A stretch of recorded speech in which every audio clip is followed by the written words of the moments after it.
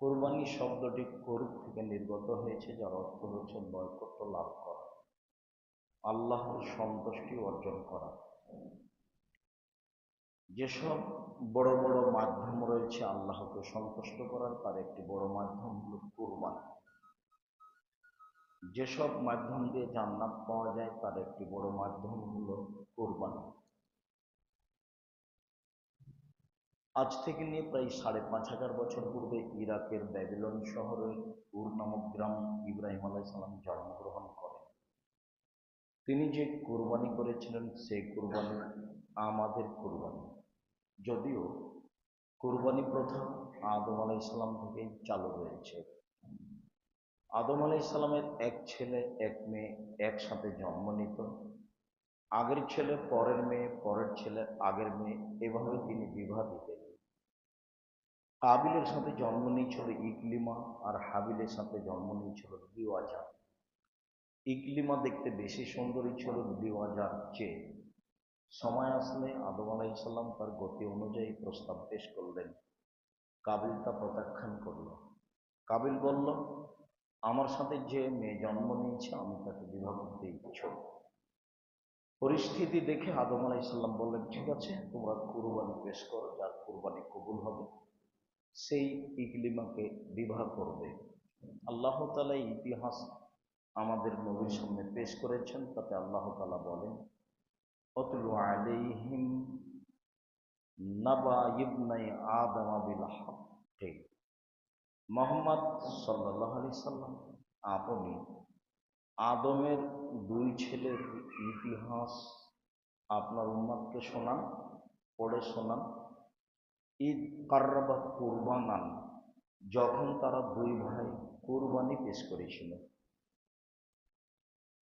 ফাতুকুব্বিলা মিন আহাদিহিমা ওয়া লাম ইউতাকাব্বাল মিনাল আখার, দুইজনের একজনের কুরবানি কবুল হয়েছিল, অপরজনের কুরবানি কবুল হয়নি। কাবিল ছিল চাষি মানুষ, জমি চাষ করত, মর্মে কিছু গম কুরবানি পেশ করেছিল। হাবিল পশুপালন করত, মর্মে একটি দুম্বা কুরবানি করেছিল। তখনকার কুরবানি কবুলের প্রথা ছিল আকাশ থেকে আগুন এসে জ্বলে যাবে, যার কুরবানি জ্বলে যাবে তার কুরবানি কবুল হয়েছে বলে প্রমাণ হবে। দেখা গেল আকাশ থেকে আগুন এসে কাবিলের পশু দুম্বা জ্বলে গেল। এতে কাবিল খুব ক্ষুব্ধ হলো। হাবিলের দুম্বা যখন কবুল হলো তখন কাবিল খুব ক্ষুব্ধ হলো। তাতে মনে করলো যে মান সম্মান ঢাকার জন্য হাবিলকে হত্যা করতে হবে, এছাড়া কোনো পথ নেই। মূলত ইকলিমাকে বিবাহ করতে পারেনি, সেই জন্য হাবিলকে হত্যা করেছে, ঘটনা তা নয়। যখন সমাজে সবাই বলতে লাগলো যে কাবিলের কোরবানি কবুল হয়নি, হাবিলের কোরবানি কবুল হয়েছে, একটা মান সম্মানের ব্যাপার ছিল। তাই কাবিল বলল হাবিলকে, হাবিল, আমি তোমাকে হত্যা করব। হাবিল বলল, ঠিক আছে, তুমি হত্যা করো, আমি তোমাকে হত্যা করব না। তুমি আমার পাপ নিয়ে আর তোমার পাপ নিয়ে বিচারের মাঠে উঠে। এই কথা হাবিল বলল। অনেক সময় বক্তব্যে বলা আছে, পৃথিবীর সামাজিক অবস্থা এখন যা দেখছেন এর চেয়েও খারাপ হবে। তখন মানুষ ঘরে থাকবে, থাকার কথা আল্লাহ নবী বলেছেন। তো সাহাবীগণ বললেন যে, আচ্ছা, ঘরে এসে যদি মানুষ আমার উপর অন্যায় করে তাহলে কি করব? তখন আল্লাহ রাসূল বললেন, তাহলে আদমের দুই ছেলের ভালোটার মতো হয়ে, ঘরেও যদি তোমাকে কেউ মারতে আসে তাহলে হাবিলের মতো উত্তর দিও যে তুমি আমাকে মারো মারো, আমি তোমাকে মারব না। পরিস্থিতি এমন হবে, ধীরে ধীরে যা দেখতে পাচ্ছেন সামাজিক অবস্থা আরো খারাপ হবে, পশু প্রাণীর মতো হবে। সময় বুঝে কাবিল হাবিলকে হত্যা করলো। লাশ পড়ে আছে, কি করবে তার জানা নাই। দুটি কাক আসলো, মারামারি করলো, তাতে একটা কাক মারা গেল। জীবিত কাকটি একটা গর্ত করে মৃত কাকটাকে পুঁতে দিল। তাতে কাবিল বুঝলো যে হাবিলকে মাটিতে পুঁতে দিতে হবে। পদ্ধতি সে সময় তাই ছিল। পরিস্থিতিতে লজ্জা পেলেও কাবিল হাবিলকে মাটিতে পুঁতে দিল। বলছিলাম আমাদের কুরবানি ইব্রাহিম আলাইসাল্লামের কুরবানি, যদিও কুরবানি আদম আলাইসাল্লাম থেকে চালু হয়েছে। ইব্রাহিম আলাইসাল্লাম তার স্ত্রী সারাকে সাথে নিয়ে এক স্বৈরাচারী শাসকের এলাকা দিয়ে যাচ্ছিলেন। শাসককে বলা হলো, আপনার এলাকায় একটা লোক প্রবেশ করেছে ইব্রাহিম নামে, তার সাথে একজন মহিলা রয়েছে, সে পৃথিবীতে সবচেয়ে সুন্দরী নারী, বা আরব ভূখণ্ডে সবচেয়ে সুন্দরী, বা সে যুগে সবচেয়ে সুন্দরী। ইব্রাহিম আলাইসাল্লামকে তার স্ত্রীকে তার নিকট পাঠানোর জন্য বলা হলো। ইব্রাহিম আলাইসাল্লাম বললেন, দেখো সারা, আমাকে যখন কিছু বলে তখন আমি বলেছি তুমি আমার বোন, তুমি যদি বলো আমার স্বামী তাহলে আমি মৃত্যু হয়ে যাব, তুমি বলে এটা আমার ভাই। মনে রেখো সারা, মাটির উপরে মাত্র দুইজন মুসলমান, আমি আর তুমি, এই হিসাবে ভাই বোন বটে। একথা বলে ইব্রাহিম আলাইসাল্লাম সারাকে স্বৈরাচারী শাসকের কাছে পাঠিয়ে দিলেন। তিনি সালাত আরম্ভ করলেন। স্বৈরাচারী শাসকের ঘরে ঢুকতেই সে দাঁড়ালো, তার গায়ে হাত লাগাবে। সারা বলল, থামেন, আগে অজু হবে, সলাৎ হবে, তারপর কথা। সারা অজু করলেন, 2 রাকাত সলাত আদায় করলেন এবং বললেন, আল্লাহুম্মা ইন কুনতা তা'লাম আমানতু বিকা ওয়া বিরাসূলিকা। আল্লাহ, তুমি যদি জেনে থাকো যে আমি তোমাকে বিশ্বাস করি আর তুমি তোমার নবী ইব্রাহিমকে বিশ্বাস করি। আমি এই কথা বলি না যে ইব্রাহিম আমার স্বামী, আমি বলছি ইব্রাহিম নবী, এটা আমি মেনে নিচ্ছি। ওয়াহাসান্ত ফারজি ইল্লাল্লাহ জাওজি, আর আমার লজ্জা স্থান আমার স্বামী ইব্রাহিম ছাড়া কাউকে কোনোদিন ব্যবহার করতে দিইনি। যদি এই 3টে কথা আমার সত্য হয়ে থাকে, যে আমি তোমাকে মেনে নিয়েছি, আমি তোমার নবীকে মেনে নিয়েছি, আর আমি কোনোদিন অশ্লীল কাজে লিপ্ত হইনি, কথা 3টে যদি সত্য হয়ে থাকে, তাহলে ফালা তুসালে তালাল কাফেরা, এই কাফেরকে আমার উপরে জয় করবে না, সেই জন্য নির্জনে আমার গায়ে হাত লাগাতে না পারে। কথা শেষই হয়নি, স্বৈরাচারী শাসক অজ্ঞান হয়ে পড়ে গেছে। পরিস্থিতি দেখে সারা বলল যে এখন যদি এ মারা যায় তাহলে আমরা মানুষ হত্যা করি, সেটা প্রমাণ হলো। তিনি দোয়া করলেন বা দোয়া করতে বলল।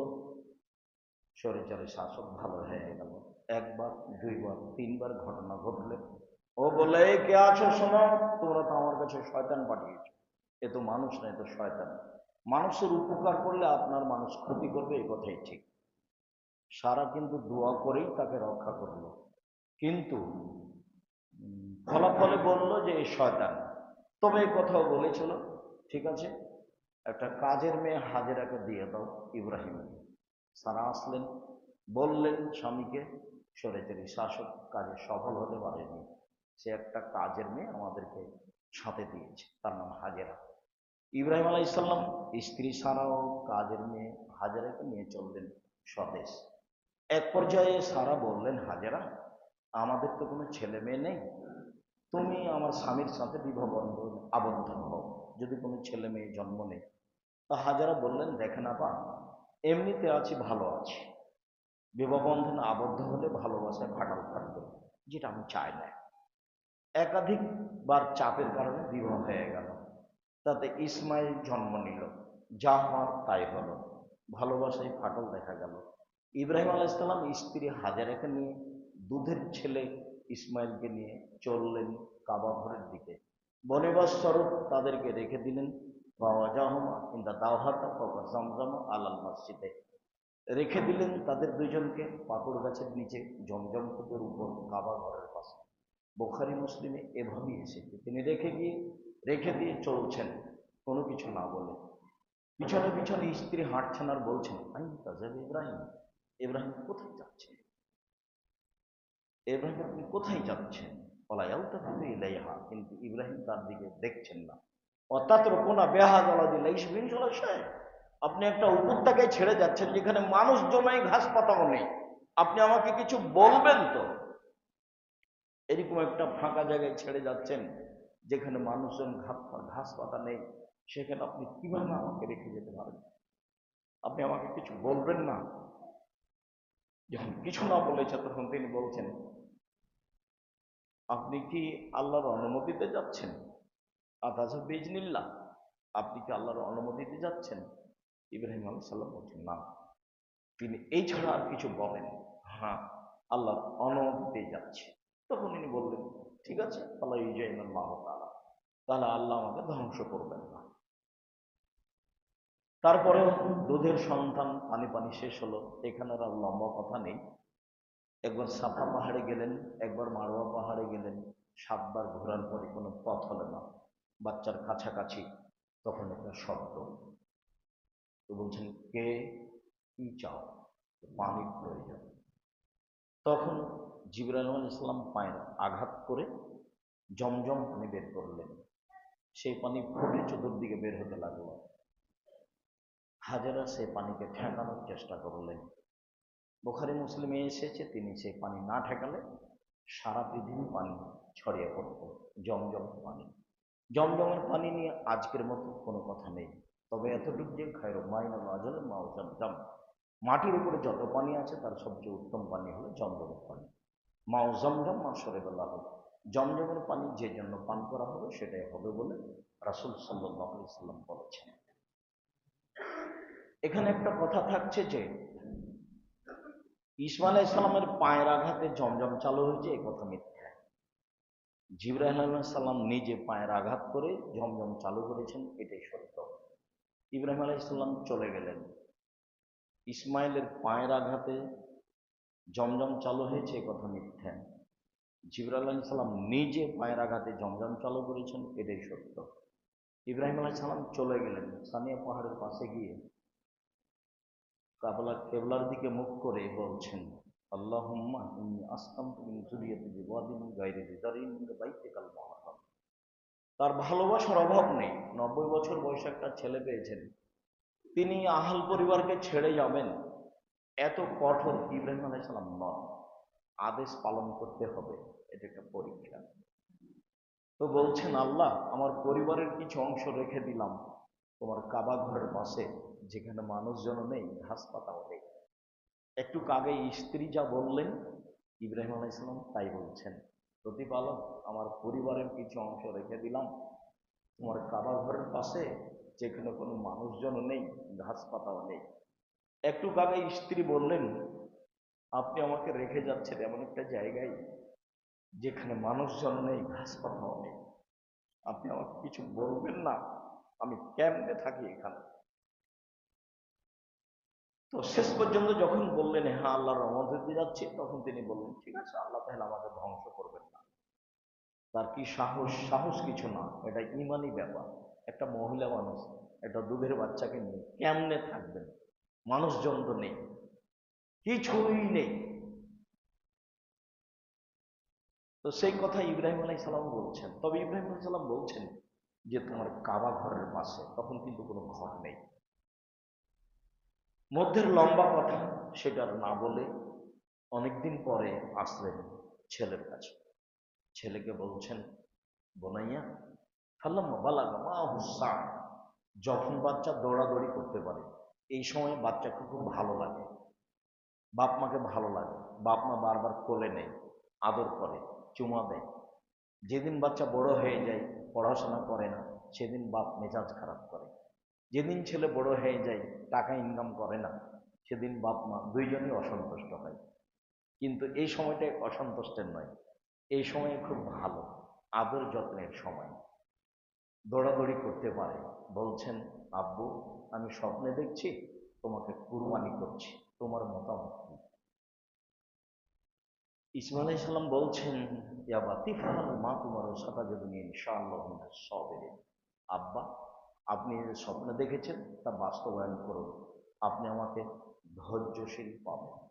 উল্লেখ্য যে ইব্রাহিম আলাইহিস সালাম ছেলের মুখের উপরে কাপড় দিয়েছিলেন, ছুরির নিচে লোহা লাগানো হয়েছিল, তাই ছুরি কাটে না, হাত পা বেঁধেছিলেন যাতে করে নড়াচড়া না করে। এগুলো সব কথা মিথ্যে, একটা কথাও সত্য নয়। আল্লাহ বলেছেন ছেলেকে কুরবানি করতে হবে, আরাফা ভাব, এমন তারবিয়া, জুলহিজ্জার 8 তারিখ ভাবলেন। এমন আরাফা বুঝলেন ছেলেকে কুরবানি করতেই হবে 9 তারিখ, এমন নাহা 10 তারিখে ছেলেকে কুরবানি করার জন্য নিয়ে চলে গেলেন। ফাসলামা, বাপ বেটা একমত। হ্যাঁ, ঠিক আছে আব্বা, আপনি যেটা স্বপ্নে দেখেছেন তা বাস্তবায়ন করুন। তাল্লাহুল জাবিন, মিনা মাঠে ফাঁকা জায়গায় 90 বছরের বৃদ্ধ মানুষ, মাথার চুল দাড়ি পেকে গেছে, কোনো মানুষ নেই। আকাশ থেকে দেখছেন আল্লাহ, ফেরেশতারা দেখছেন, বাচ্চাকে উপুর করে শয়ে দিয়ে বারবার ছুরি চালাচ্ছেন। আল্লাহ বলছেন, ইব্রাহিম কাজ সাদ্দাক্তা রুয়ে, তুমি তোমার স্বপ্নকে বাস্তবায়ন করেছো। তোমার ছেলেকে কুরবানি করতে হবে, এই টাকা আমার বাঁধেনি। আসলে আমি তোমাকে পরীক্ষা করছিলাম, তুমি তোমার ছেলেকে কুরবানি করতে পারো কিনা। তুমি পরীক্ষায় পাস করে গেছে ইব্রাহিম। আর এইটা হলো আল বালাউল মুবিন, এটা তোমাকে বড় পরীক্ষা করা হলো। অফাদাইনাহু বিযিবহিন আযীম, একটা বড় কুরবানি অন্য পশুর মাধ্যমে তোমার এই কাজ আমি তোমার ছেলেকে ছাড়িয়ে নিলাম। বলা হয়েছে ওই দুম্বাটাই যেটা হাবিলের জন্য ছিল, জ্বলে গেছিল, সেটাই জান্নাতে ছিল বলে আলোচনায় এই অংশই ঠিক দেওয়া হয়েছিল তার সামনে। ছেলে থেকে গেল, দুম্বা কুরবানি হয়ে গেল। ইব্রাহিম আলাইহিস সালাম করলেন এই কুরবানি, আমাদের কুরবানি। যদিও কুরবানি আদম আলাইহিস সালাম থেকে চালু হয়েছে, আমাদের কুরবানি। আবু হুরায়রা রাদিয়াল্লাহু তাআলা আনহু বলেন, রাসূল সাল্লাল্লাহু আলাইহি সাল্লাম বলেছেন, মান কানা লাহু সাআ লা বিজাহি ফালা ইয়াকরাবুন্না মুসাল্লান। কারো যদি অর্থ সম্পদ থাকে, সে যদি কোরবানি না করে, তাহলে সে যেন আমার ঈদের মাঠে না আসে। কথাটা খুব শক্ত হলো, হাদিস গ্রহণীয় হাসান। কোরবানি ফরজ নয়, কোরবানি বড় নেকির কাজ। কোরবানি করলে নেকি হবে, না করলে গুনাহ হবে না। আবু বকর সিদ্দিক রাদিয়াল্লাহু তাআলা, ওমর রাদিয়াল্লাহু তাআলা মাঝে মধ্যে কুরবানি করতেন না। তবে অবশ্যই কুরবানি একটি বড় নেকির কাজ। কুরবানি। আনাস রাদিয়াল্লাহু তাআলা আনহু বলেন, যাহা রাসূলুল্লাহ সাল্লাল্লাহু আলাইহি ওয়াসাল্লাম কাবশাইনে আমলাহাইনে আকরানাইনে। আল্লাহর নবী নিজে দুইটা দুম্বা সাদা কালো শিংওয়ালা কুরবানি করেছিলেন। তিনি বললেন, বিসমিল্লাহ, আল্লাহু আকবার। আনাস বলছেন, রাআইতুহু, আমি আল্লাহ রাসূলকে দেখলাম, ওয়াজিআন কাদামাওয়া সেবায়, তিনি ফেলে দিয়ে চোয়ালের উপরে, পাশের উপরে পা চাপিয়ে দিয়ে তিনি জহ করছেন। তাতে তিনি বললেন, বিসমিল্লাহ, আল্লাহু আকবার। আবু হুরায়রা রাদিয়াল্লাহু তাআলা আনহু বলেন, রাসূল সাল্লাল্লাহু আলাইহি ওয়াসাল্লাম কুরবানি করার ইচ্ছা করলে ইশতারা কাবশাইনে আযীমাইনে সামিনাইনে আমলাহাইনে আকরানাইনে মওজু আইনে। আল্লাহর নবী কিনলেন বা আদেশ করলেন দুইটি দুম্বা বড়, সামিনাইনে মোটা তাজা, আকরানাইনে শিংওয়ালা, আমলাহাইনে সাদা কালো, মওজু আইনে অন্ডকোষ বের করা। যারা বলেছে পাঁঠা কুরবানি দিতে হবে, অন্ডকোষ বের করলে খুব হয়ে গেল, তারা মিথ্যা কথা বলেছে। হাদিস সহিহ। আল্লাহর নবী যে দুম্বা দুইটি কুরবানি করেছিলেন তা ছিল মোটা তাজা, তা ছিল বড়, তা ছিল শিংওয়ালা, তা ছিল সাদা কালো। হাদিস সহিহ। আনাস রাদিয়াল্লাহু তাআলা আনহু বলেন, আমার রাসূলুল্লাহ সাল্লাল্লাহু আলাইহি সাল্লাম বিকাবশিন এতাও বিসাওয়াদিন ওয়া ইয়াবরুকু ফি সাওয়াদিন ওয়া ইয়ানজুরু ফি সাওয়াদিন। আনাসকে বলেছিলেন, আনাস বাজারে যাও, একটা দুম্বা কিনো, কালোতে শয়, কালোতে হাঁটে, কালোতে দেখে। বাজারে যাও, একটা দুম্বা কিনো, কালোতে শয়, কালোতে খায়, কালোতে হাঁটে। মানে পেট কালো, কালোতে শয়, কালোতে খায়, মানে মুখ কালো, কালোতে হাঁটে, মানে পা কালো, বা পশুই কালো। রহস্য কি আল্লাহ ভালো জানেন। বিদ্বানগণ মনে করেন কালো প্রাণীর গোশত বেশি স্বাদ হতেও পারে। চলেন কুরবানি, আমরা কুরবানি দেখে শুনে কিনবো ইনশাল্লাহ, এবং বুঝে কিনবো। আল্লাহুম্মা সাল্লি আলাইহি ওয়া বারিক আলাইহি। আলহামদুলিল্লাহি ওয়াহদা ওয়াসসালাতু ওয়াসসালামু আলা মান লা নাবিয়্যা বা'দা। রাসূল সাল্লাল্লাহু আলাইহি সাল্লাম বলেন, লা তাযবাহু ইল্লা মুসিন্না, দাঁত ছাড়া কুরবানি করো না। দাঁত দেখেই কিনতে হবে, এই কথাই ঠিক। ছাগল দাঁতে 1 বছরে, গরু দাঁতে 2 বছরে, ওঁট দাঁতে 5 বছরে, মানুষও দাঁতে 7 বছরে, স্বাভাবিক গতি। তবে দাঁতের কথাই ঠিক, দাঁত উঠেছে আবার বের হয়েছে, উঠলেই হবে। তো দাঁত দেখেই কিনতে হবে, এটাই ঠিক। লা তাযবাহু ইল্লা মুসিন্না, দাঁত ছাড়া কুরবানি করো না। কুরবানি কেনার সময় বিবেচনা চলছে।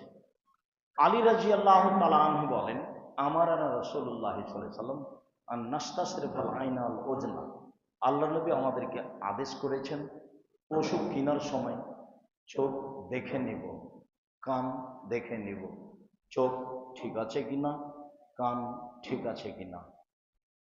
আগের হাদিসে চলে গেল দাঁত আছে কিনা, উঠেছে কিনা, বেঁধেছে কিনা। বারা ইবনে আযিব রাদিয়াল্লাহু তাআলা আনহু বলেন, রাসূল সাল্লাল্লাহু আলাইহি সাল্লামকে জিজ্ঞাসা করা হয়েছিল, মাত্তাকা মিনাদ দাহায়া, কুরবানি কিনলে কি কি দেখে কুরবানি কিনতে হবে? ফাশারা বেদু ওয়াকাল আরবা, আল্লাহ নবী বললেন যে চারটা দেখে নিবা। আল আরজাও আল বাইয়িনু জালওয়াহা, স্পষ্ট ল্যাংড়া হয় না যেন। আল আওয়ারাও আল বাইয়িনু আওয়ারাহা, স্পষ্ট কানা হয় না যেন। আল মারিজাতু আল বাইয়িনু মারাদাহা, স্পষ্ট রোগা হয় না যেন। অলাজফা, গায়ে গোস্ত নেই এমন হয় না যেন। তাহলে সব মিলে 1 দাঁত, 2 কান, 3 পা, 4 স্পষ্ট রোগা, স্পষ্ট কানা, স্পষ্ট ল্যাংড়া, আর গায়ে গোস্ত। খুব হিসাব করে পশু কিনবেন। উল্লেখ্য যে হাদিস সহিহ, কিনেছেন ত্রুটি, তাহলে ফেরত দিতে হবে, এটা বাদ দিয়ে আরেকটা। কিনে নিয়ে এসেছেন ভালো, তারপর দুর্ঘটনা ঘটেছে, ওটাই কুরবানি দিবেন, হাদিস সহিহ কোনো সমস্যা। কিনেছেনই ত্রুটি, এই ত্রুটি আগে থেকেই ছিল, বুঝতে পারেননি, তাহলে এটা ফেরত দিতে হবে, এটা বিক্রি করে দিয়ে আরেকটা কিনতে হবে। আর কিনেছেন তারপরে ল্যাংড়া হয়ে গেছে, বাড়িতে এসে কোনো একটা ঘটনা ঘটে গেছে, তো এটাই কুরবানি দিবেন, সমস্যা নেই। বলছিলাম দেখে শুনে কুরবানি কিনতে হবে, জরুরি। অনেক কিছু দেখার আছে, দেখার আদেশই করা হয়েছে। চলেন ভাগে কুরবানি। জাবের রাদিয়াল্লাহু তাআলা আনহু বলেন, রাসূল সাল্লাল্লাহু আলাইহি সাল্লাম বলেছেন, আল বাকারাতু আন সাবআতিন ওয়াল জাজুরু আন সাবআতিন, গরু 7 জনের পক্ষ থেকে, উট 7 জনের পক্ষ থেকে। ইবনে আব্বাস রাদিয়াল্লাহু তাআলা আনহু বলেন, কুন্না মা নবী সাল্লাল্লাহু আলাইহি ওয়াসাল্লাম ফি সাফারিন ফাহাদারানা, একদা আমরা রাসূলের সাথে সফরে ছিলাম, কুরবানির সময় চলে আসলো। একদা আমরা রাসূলের সাথে সফরে ছিলাম, কুরবানির সময় চলে আসলো।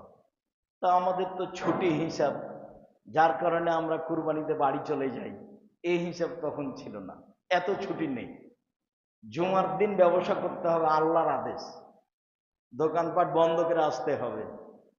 আর শনিবারও অফিস আদালত ব্যবসা বাণিজ্য বন্ধ, এটা বোকামি, এই হিসাব ঠিক নয়। মানে আয় উপার্জন খুব শক্ত পদক্ষেপে করতে হবে, বসে থাকার কোনো সুযোগ নেই। হজ করতে গিয়ে টাকা ইনকাম করতে হবে, এটা আল্লাহ বলছেন, কিছু করার নেই। যার জন্য ইন্দোনেশিয়ার লোকেরা উমরা করার পরে টাকা ইনকাম করে, যেভাবে সহজ হয়। পাকিস্তানের লোকেরা উমরা করার পরে যে সময়টা আছে সে সময় টাকা ইনকাম করে, ব্যবসা বাণিজ্য করে, ফুটপাতে ব্যবসা করে। আংটি বিক্রি করছে দাঁড়িয়ে, আপনি নিলেন, এই যে হলো একটা কিছু। এইভাবে দিন দিন সপ্তাহ সপ্তাহ বন্ধ থাকবে, এরকম বোঝা যায় না। সফরে ছিলাম, কোরবানির সময় চলে আসলো, আমরা গরুতে অংশগ্রহণ করলাম 7 জন, আর উটে অংশগ্রহণ করলাম 10 জন। 10 জন, খুব ভালোভাবে মনে রাখতে হবে, জন আর পরিবার এক নয়। যে যতই বলুক, জন আর পরিবার এক নয়। সারা জীবন ভাই 3টে ভিন্ন ভিন্ন খেলাম, কুরবানির সময়তে এসে 3 ভাই মিলে একটা গরু দিলাম, এগুলো হয় না। গোস্তের জন্য কুরবানি করতে হবে না, নেকির জন্য করতে হবে। রাসূল সাল্লাল্লাহু আলাইহি সাল্লামকে জিজ্ঞাসা করা হয়েছিল সবচেয়ে উত্তম হজ কোনটা? তো আল্লাহ রাসূল উত্তরে বলেছিলেন, যাতে বেশি কুরবানি আছে, 8টা 10টা আছে, রক্ত প্রবাহিত বেশি যেখানে আছে, আর যেখানে তালবে বেশি আছে, লাব্বাইক আল্লাহুম্মা লাব্বাইক লাব্বাইক লা শারীকা লাক লাব্বাইক ইন্নাল হামদা ওয়ান নি'মাতা লাক লা শারীকা। তালবে আপনি কি পড়বেন? ঢাকা বিমানবন্দরে ঢুকে, বিমান ছিল 2টার সময়, বিমান 4টায়, গালি দিদি দিদি তো শেষ হয়ে যাচ্ছে। তালবে বিমান জিদ্দায় নেমেছেন আপনি, তো জিদ্দায় গাড়ি দিতে চেয়েছে 2টায়, 4 ঘন্টা থেকে বসে আছি, গাড়ি নেই, কি তালবে পড়বেন আপনি? বেদাতের তো কোনো শেষ নাই, ঢাকা থেকে তালবে শুরু হয়েছে। তারপর যে টয়লেটে থাকতে দিয়েছে সেই টয়লেটে গিয়ে, যে ঘরে থাকতে দিয়েছে সেখানে টয়লেটে পানি উঠে আছে। তখন তো আপনি ঢাকার মানুষ, মেজাজ আপনার কে দেখে, আপনার টয়লেটটা তো খুব সুন্দর ঝকঝকে, শুয়ে থাকা যায়, আর ওখানে উপরে পানি উঠেছে, আপনি কেমনে সহ্য করবেন? সম্মানিত দিনী ভাই বোন, বলছিলাম কুরবানি 7 জন আর 7 পরিবার এক নয়। মাওলানা আব্দুল্লাহ কাফি আল কোরাইশি, অনুমান আজ থেকে নিয়ে 60 থেকে 70 বছর আগে হতে পারে, মাসাইল কুরবানি ফতোয়া মাসাইল লিখেছেন, একটা গরুতে 7টা পরিবার অংশগ্রহণ করবে, এরকম হাদিস আমি জানি না। এই কথা মাওলানা আব্দুল্লাহ কাফি আল কোরাইশি বলেন। আর আমরা ভাঙাচোরা টুটা ফাটা যে একটু বিদ্যা জানি, তাতে আমরা প্রায় 2007 সাল থেকে তদন্ত চালাচ্ছি। 2007 থেকে এখন 25 চলছে, আমাদের নজরে একটা গরুতে 7টা পরিবার অংশগ্রহণ করবে, এরকম হাদিস পড়েন। জোর করে কুরবানি দেওয়ার চেষ্টা করিয়েন না, ভুল হিসাব। আর দাপট দেখালেই সে কথা মেনে নিয়ে কুরবানি করতে হবে, কথা ঠিক নয়। একটা পশু একটা পরিবারের পক্ষ থেকে হবে, এটাই ঠিক। একাধিক হাদিস। আয়েশা রাদিয়াল্লাহু তাআলা আনহা বলেন, ফাউতিয়া বিহি লিজাকিয়া বিহি, ঠিক আছে, এই পশু নিয়ে আসা হলো, যে কালোতে খায়, কালোতে হাঁটে, কালোতে শয়, নিয়ে আসা হলে তিনি ওটা নিলেন, নিয়ে বলছেন, আয়েশা হালুমিল মুদি ওয়াসাজিহা বিহাজারিন, আয়েশা ছুরিটা নিয়ে আসো, ধারালো করে নিয়ে আসো। আল্লাহ রাসূল আয়েশার নাম ধরে কথা বলছেন। স্বামীরও নাম ধরে কথা বলা যায়, স্ত্রীরও নাম ধরে কথা বলা যায়। আগে চলে গেল বুখারী মুসলিমের হাদিস, স্ত্রী সারা হাজেরা বলছেন ইব্রাহিমকে, ইব্রাহিম কোথায় যাচ্ছেন, ইব্রাহিম কোথায় যাচ্ছেন? তো ইব্রাহিমের মতো পৃথিবীতে এত বড় মানুষের নাম ধরে যদি স্ত্রী বলতে পারেন কথা, তা আপনার স্ত্রী আপনার নাম ধরে কথা বলতে পারে না?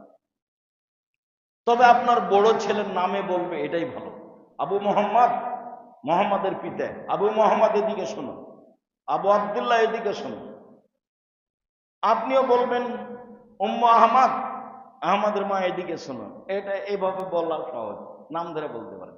আয়েশা ছুরি ধারালো করে নিয়ে আসে, এই কাজটা আমাদের দেশে পুরুষে করে, মহিলাকে করতে বলছে। স্ত্রীর নাম ধরে ডাকবেন, রাগ ঝাল করে মাস মাস কাটাইয়েন না, অত অভিমান করিয়েন না, নাহলে বয়সটা এমনি পার হয়ে যাবে। অভিমান থাক, মন খারাপ একটু থাক, তবু কাজ নেন। কাজ না নিয়ে নিয়ে অভিমান থাক, তোকে বলবি না, যা তোর সাথে কথাই বলবো না, যা তোর সাথে কথাই নেই, কতদিন কাটাবেন? কষ্ট তো আপনি করলেন, এসব অভিমান করিয়েন না, থাক, ওগুলো গেছে, যা যাচ্ছে যাচ্ছে, কোনো কথা নেই। কাজে বলবেন, বউকে, এক গ্লাস পানি নিয়ে আসো, জুতাটা নিয়ে আসো, জামাটা নিয়ে আসো। তো মানে কোনো সময় অভিমান করে দূরে থাকবেন না। অভিমান করে দূরে থাকলে শয়তান সুযোগ পাবে, পরিবেশ আরো নষ্ট হবে, কথাই হবে না মাস মাস, আপনাকে পরোয়া করে না। তো আপনিও পারোয়া করেন না, দুইজনই চলছে, ঠিকই আছে। আন্ধা কা আন্ধা পাঠাতে হয়, এভাবে হবে না, কাছাকাছি হতে হবে। আর আয়েশা, জি, ছুরি ধারালো করে নিয়ে আসো, পাথর দিয়ে ধারালো করো। নিয়ে আসলাম। এবার ভেড়াটা তিনি নিলেন, তাকে শয়ে দিলেন, শয়ে দিয়ে বলছেন, আল্লাহুম্মা তাকাব্বাল মিন মুহাম্মদ ওয়া আলে মুহাম্মদ, আল্লাহ তুমি এটা কবুল করো মুহাম্মাদের পক্ষ থেকে, মুহাম্মাদের পরিবারের পক্ষ থেকে। বিসমিল্লাহ, আল্লাহু আকবার। এই যে বুখারী মুসলিমের হাদিস। একটা দম্বা কুরবানি করছেন পরিবারের পক্ষ থেকে, বুখারী মুসলিম, এবং নিজের পক্ষ থেকে। আয়েশা রাদিয়াল্লাহু তাআলা আনহা বলেন, ইন্না রাসূলুল্লাহ সাল্লাল্লাহু আলাইহি সাল্লাম আনহারা আন আলে মুহাম্মাদিন ফি হাজ্জাতিল বিদায়ে বাকারাতান ওয়াহিদা। বুখারী। মুহাম্মদ সাল্লাল্লাহু আলাইহি সাল্লাম তার পরিবারের পক্ষ থেকে এবং তার পক্ষ থেকে বিদায় হজের দিন একটা গরু কুরবানি করেছিলেন। বাকারাতান ওয়াহিদা, একটা গরু। 2, 3,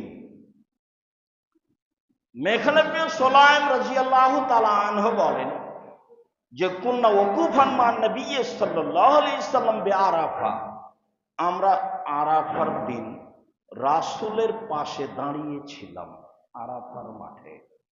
আরাফার মাঠের বক্তব্যে এক পর্যায়ে তিনি বললেন, ইয়া আইয়ুহান নাস, হে পৃথিবীর মানুষ, মনে রেখো, ইন্না লিকুল্লি আহলি বাইতিন ফি কুল্লি আমিন উযিয়া, প্রতি বছর প্রত্যেকটা পরিবারের পক্ষ থেকে একটা প্রাণী কুরবানি হতে হবে। শতটা করেন? পৃথিবীর মানুষ মনে রেখো, প্রত্যেকটা পরিবারের পক্ষ থেকে অন্তত একটা প্রাণী কুরবানি হতে হবে। আতা ইবনে ইয়াসার রাদিয়াল্লাহু তাআলা আনহু বলেন, সাআলতু আবু আইয়ুব আল আনসারী, আমি আবু আইয়ুব আনসারী বিশিষ্ট সাহাবীকে বললাম, কাইফা কানাত যায়া আলা আহদি রাসূলিল্লাহ সাল্লাল্লাহু আলাইহি ওয়াসাল্লাম, রাসূলের যুগে আপনাদের কুরবানি কেমন ছিল একটু বলেন তো। রাসূলের যুগে আপনাদের কুরবানি কেমন ছিল? তখন তিনি বলছেন, কানার রাজুলু ইজাহি আনহু আলি বাইতি বিশা, মানুষ তার পক্ষ থেকে এবং তার পরিবারের পক্ষ থেকে একটি দুম্বা ছাগল জবে করতেন। তারা খেত খাওয়াতো, তারা খেত খাওয়াতো। রাসূলের যুগের কথা উনি বর্ণনা করছেন। রাসূলের যুগে পরিবারের মালিক তার পক্ষ থেকে এবং তার পরিবারের পক্ষ থেকে একটি দুম্বা, একটি ছাগল জবে করতেন, নিজেরা খেতেন, আরো মানুষকে খাওয়াতেন। আপাতত 4টে হাদিস আপনাদের সামনে থাকলো, যে পরিবারের পক্ষ থেকে এবং আপনার পক্ষ থেকে একটা পশু অন্তত কুরবানি হতে হবে। তো ঠিক আছে, ভালো, টাকা বেশি আছে, উট কুরবানি করেন। তার চেয়ে কম আছে ষাঁড় কুরবানি করেন। তার চেয়ে কম আছে খাসি কুরবানি করেন। তার চেয়ে কম আছে ছাগি কুরবানি করেন। তার চেয়ে কম আছে তো ভেড়া ভেড়ি কুরবানি করেন, সবচেয়ে দাম কম। ভাগে যে টাকা লেগেছে ওই টাকা দিয়ে অন্তত 3টে ভেড়া হবে। দাঁত আছে এরকম 3টে খাসি কিনে নিয়ে টাকা দিয়ে 2টা 3টে খাসি হবে। ভাগের কুরবানির হিসাব কেন আসলো মাথায়? জোর করে বললেই হবে 7 জন আর 7 পরিবারে এক নয়। আজও যদি 7 জন অংশগ্রহণ করেন একটা প্রাণীতে, গরুতে, তাহলে 7 জনের হবে, আর পরিবারের পক্ষ থেকে হবে না। সব কথাগুলি মালিক ও তার পরিবার, মালিক ও তার পরিবার, বাপ তার পরিবার, বাপ তার পরিবার, বাপ তার পরিবার, মালিক তার পরিবার। হাদিস তো স্পষ্ট, কেন আমার বুঝে আসে না? 7 জনের পক্ষ থেকে কুরবানি চলবে না এই কথা কেউ বলে থাকলে ভুল হবে, যদিও কথাগুলি সফরের সাথে জড়িত। তারপরেও 7 জন পরিবারের মালিক নয়, 7 পরিবারের মালিক পরিবারের পক্ষ থেকে একটা গরুতে অংশগ্রহণ করবে, এমন হাদিস মাওলানা আব্দুল্লাহ কাতিয়াল কোরাইশিও পাননি। আমরা টুটা ফাটা ভাঙাচোরা বিদ্যে দিয়ে এ যাবৎ তল্লাশি চালিয়ে পাইনি। আর এমনিতে আরো যারা বক্তব্য আছে এসব বিধানটা তো দেখতে পারেন। সম্মানিত দিনী ভাই বোন, আমরা এ অংশ শেষ করার পরে আরো জরুরি কথা। তার প্রথম কথা হলো এই যে কুরবানির চন্দ্র উঠলে সতর্কবাণী। উম্মু সালমা রাদিয়াল্লাহু তাআলা আনহা বলেন, রাসূল সাল্লাল্লাহু আলাইহি সাল্লাম বলেছেন, মান রাআ হিলালা যিল হিজ্জা ওয়া আরাদা ইউজাহিয়া ফালা ইয়াকুল মিন শারিহি ওয়ালা মিন আসফারিহি। যখনই যুলহিজ্জা কুরবানির চন্দ্র দেখবে, যে ব্যক্তি কুরবানি করবে সে যেন চুল না কাটে, নখ না কাটে, সে যেন চুল না কাটে, নখ না কাটে। চন্দ্র উঠার হিসাবেই চুল এবং নখ কেটে নিতে হবে, এটাই বিধান। যদিও হাদিসে স্পষ্ট এটাই প্রমাণ হয়, যিনি কুরবানি করবেন তিনি, তো তার পরিবার যদি এর অন্তর্ভুক্ত হয়ে থাকে তো খারাপ নয়, ভালো। তবে আদেশ কুরবানি যে করবে তার জন্য, তো করছে তার পরিবার এবং তার নিজের পক্ষ থেকে, সবাই মিলে এই বিধান পালন করাই ভালো। এরপরে জরুরি, কুরবানির গোশত কিভাবে ভাগ হবে। আমরা তো আমাদের মতো ভাগ করছি। রাজশাহী চাঁপাইনবাবগঞ্জে 3 ভাগ করা হয়, 1 ভাগ রেখে 2 ভাগ নিয়ে চলে যায়। বিকেলবেলাতে আবার যা রেখে গেছে সবাই মিলে ওইটা মাথা পিছু ভাগ করে। যারা কুরবানি দিয়েছে তাদের যে কয়েকজন সেই কয়েকটা ভাগ হিসাবে নিয়ে নেয়, আর যারা কুরবানি দেয়নি তারা ওইভাবে পায়, মানে মাথা পিছু ভাগ করে নেয়। এটা একটা এলাকার নিয়ম, এক এক নিয়ম এক এক এলাকায় চলছে।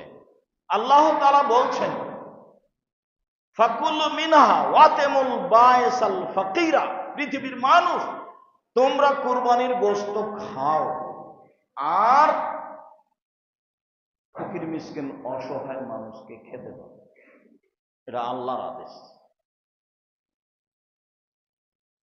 রাসূল সাল্লাল্লাহু আলাইহি সাল্লাম বলেন, কুলু ওয়াতামু ওয়াদাখিরু, পৃথিবীর মানুষ কুরবানির গোশত খাও, খেতে দাও আর জমা করে রাখো। এটা বুখারী মুসলিম। কুরবানির গোশত খাও, খেতে দাও আর জমা করে রাখো।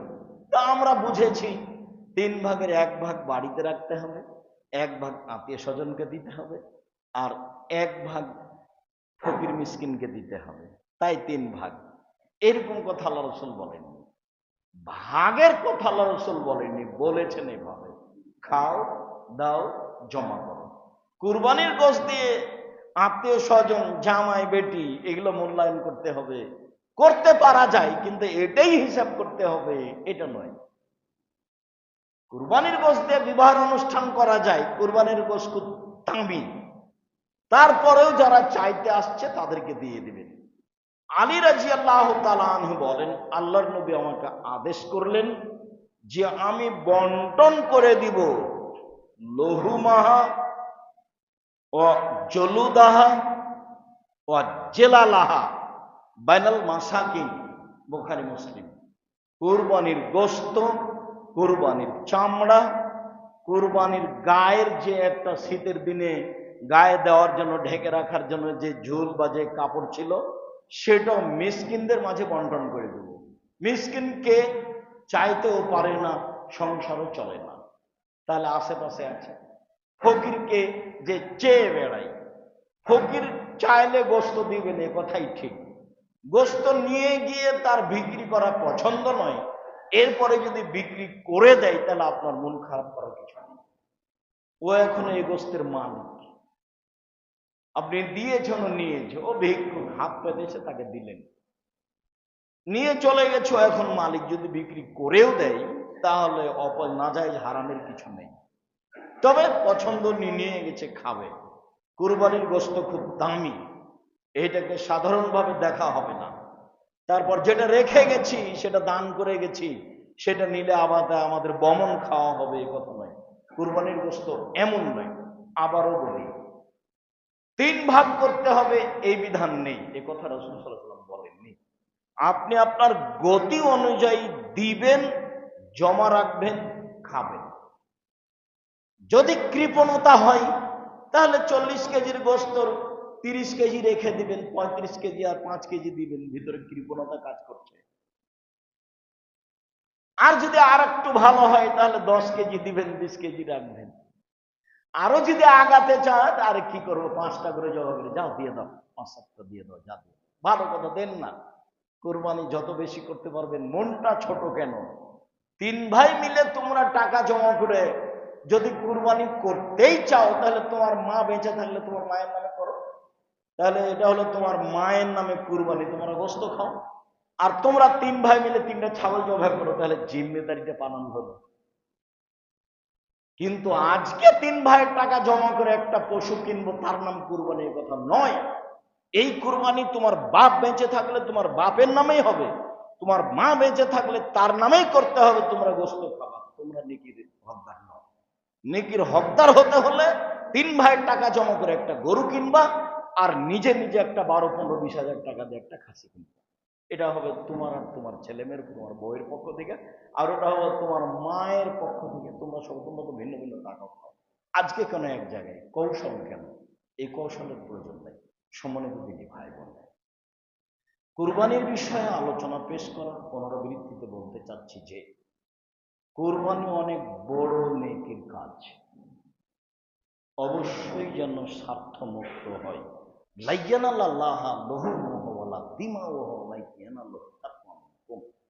তোমাদের কুরবানির গোস্ত, তোমাদের কুরবানির রক্ত আল্লাহর কাছে চায় না, যাই তোমাদের তাকওয়া, ভেতরটা, পরেজগারিটা।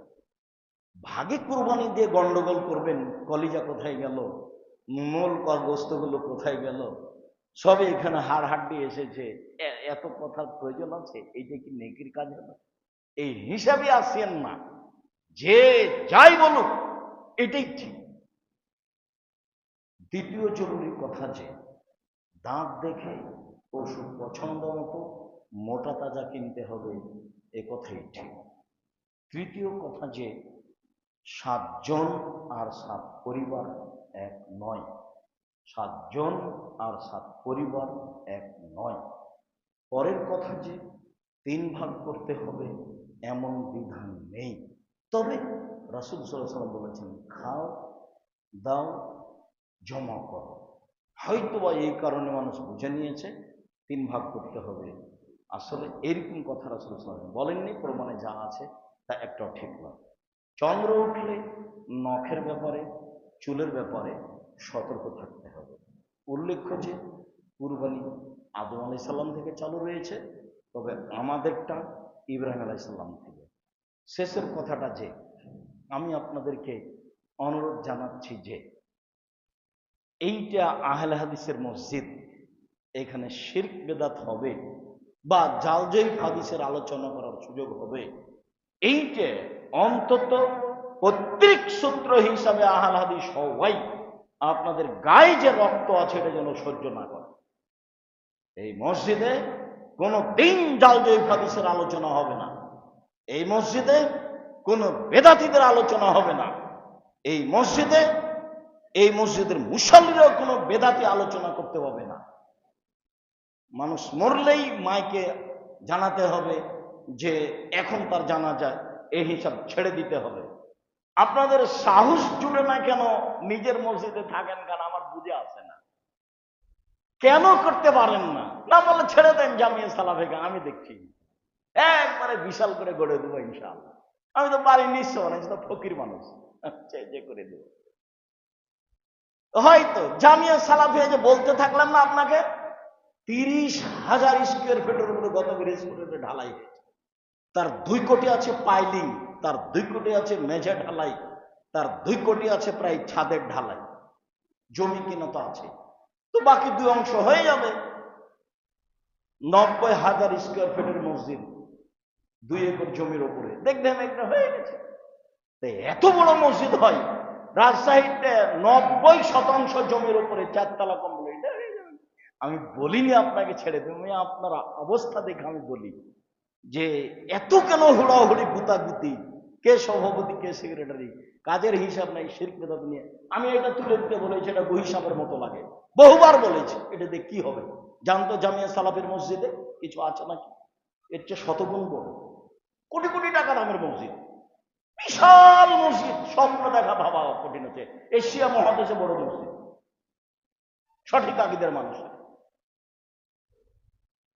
আপনি সাদা টাচ ছাড়া কিছু দেখা যাবে না, জোর করে কিছু করা যায় না। এর নাম আহলে হাদিস। ফাঁসি হয়ে গেল, বুকে হাতে বাঁধবেই, তার নাম আহলে হাদিস।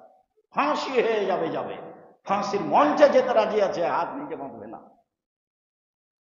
ফাঁসিতে যেতে রাজি আছে, ওর ফাঁসির কাঠগড়ায় ঝুলতে রাজি আছে, আমিন জোরে বলবেই, তার নাম আহলে হাদিস।